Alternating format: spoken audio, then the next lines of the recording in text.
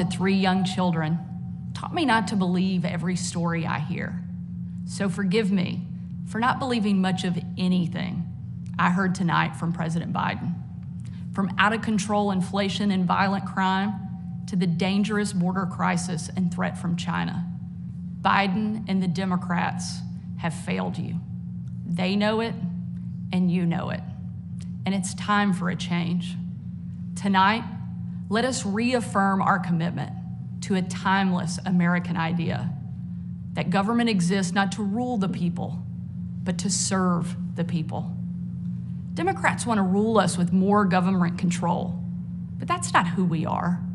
America is the greatest country the world has ever known because we're the freest country the world has ever known, with a people who are strong and resilient. 5 months ago, I was diagnosed with thyroid cancer. It was a hard time for our family, particularly our kids, Scarlett, Huck, and George. But we kept our faith and persevered. Thanks to exceptional doctors here in Arkansas, a successful surgery, and the grace of God, I am cancer-free. Through it all, I couldn't help but think about my mom. She was 20 years old and in her first year of marriage when she was diagnosed with spinal cancer. The doctors told her she might not live, and if she did live, they said she'd never walk again. And if she did walk, she'd definitely never have children. The daughter she was told she'd never have was just sworn in as the new governor of Arkansas and is speaking to you tonight. Adversity and fear of the unknown can paralyze us, but faith propels us to charge boldly ahead. We can't stand still in the face of great challenges. You and I were put on this earth for such a time as this, to charge boldly ahead. I'll be the first to admit, President Biden and I don't have a lot in common. I'm for freedom, he's for government control. At 40, I'm the youngest governor in the country. And at 80, he's the oldest president in American history. I'm the first woman to lead my state, and he's the first man to surrender his presidency to a woke mob that can't even tell you what a woman is. In the radical left's America, Washington taxes you and lights your hard-earned money on fire. But you get crushed with high gas prices, empty grocery shelves, and our children are taught to hate one another on account of their race, but not to love one another or our great country. Whether Joe Biden believes this madness or is simply too weak to resist it, his administration has been completely hijacked by the radical left. The dividing line in America is no longer between right or left.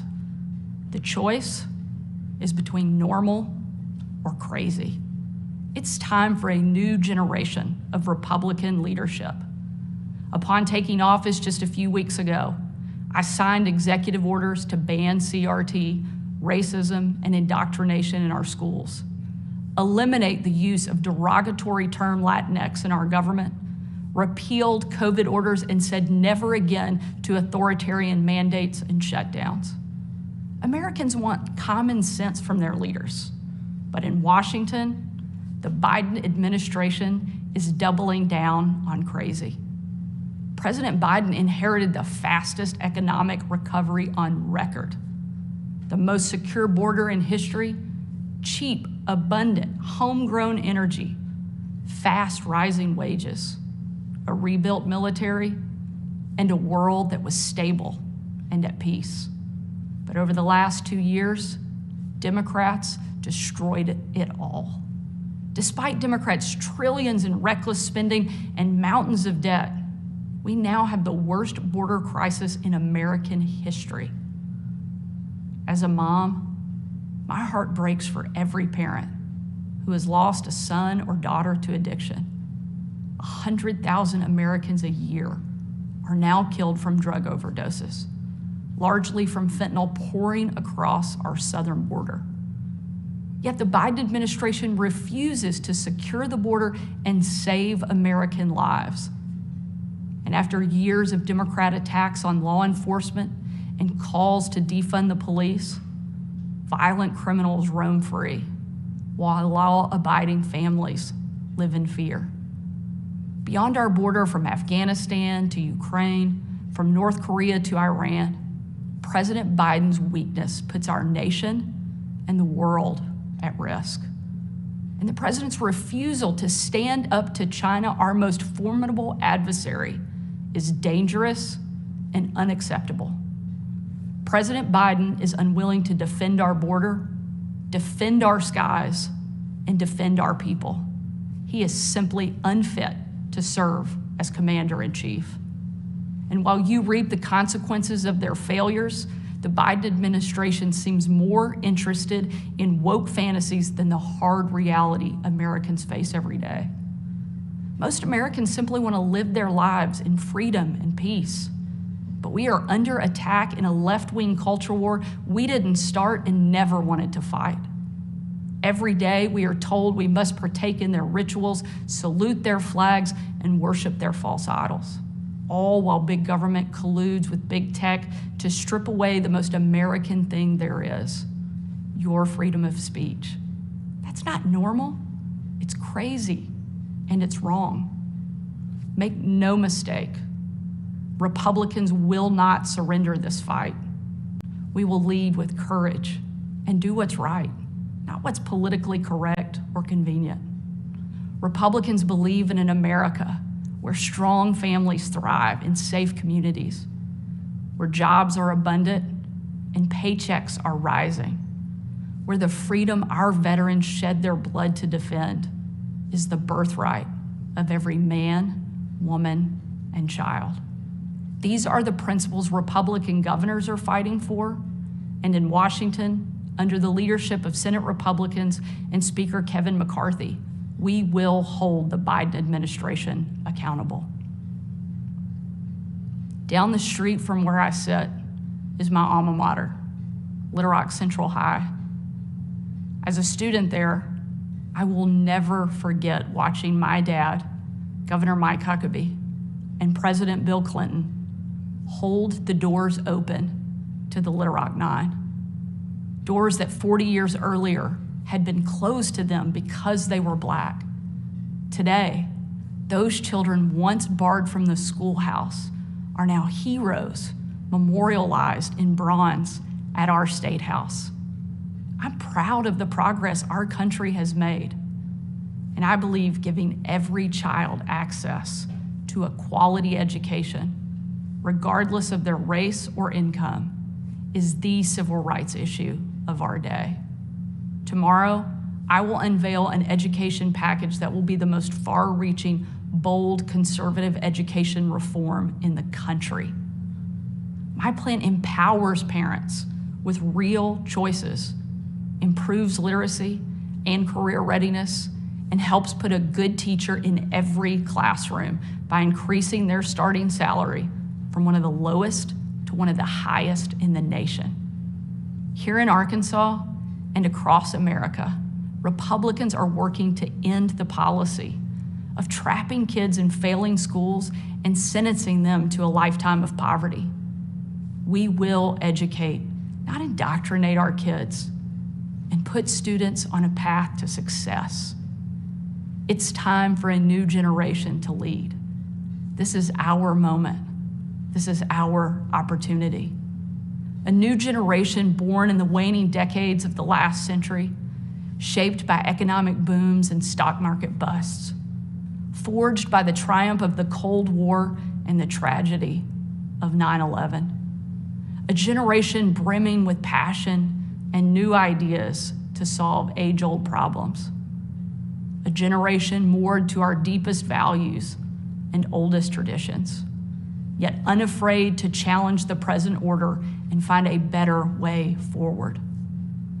If we seize this moment together, America can once again be the land of the free and the home of the brave. During my 2.5 years at the White House, I traveled on every foreign trip with the president. A trip I will never forget was on December 25th of 2018. My husband Brian and I had just cleaned up wrapping paper that was shoved into every corner of our house, thanks to our 3 kids. When I had to walk out on my own family's Christmas, unable to tell them where I was going that night, because the place I'd be traveling was so dangerous, they didn't want anybody to know that the president was going to be on the ground, even for a few hours.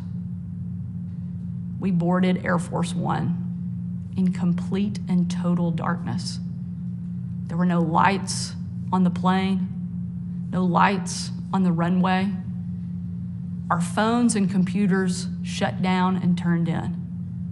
We were going completely off the grid. Nearly 12 hours later, in the pitch black of night, we landed in the war-torn part of Western Iraq. It was again a similar scene. No lights on the plane, no lights on the runway. The only thing you could see was coming from about a mile away in a dining hall where hundreds of troops who were in the fight against ISIS had gathered expecting to celebrate Christmas with senior military leadership from around the region. They had absolutely no idea that the president and first lady were about to walk into that room. And when they did, it was a sight and a scene and a sound I hope I never forget. The room erupted.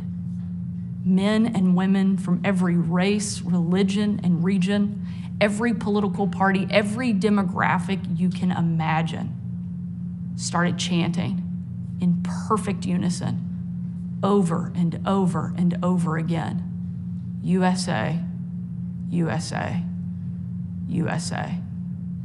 It was an absolutely perfect picture of what makes our country great. One of the young soldiers yelled from the back, "Mr. President, I re-enlisted in the military because of you." And the president said, "And son, I'm here because of you." Shortly after, that young soldier came up to me. He said, "Sarah, you have a tough job." I told him, "What I do is nothing.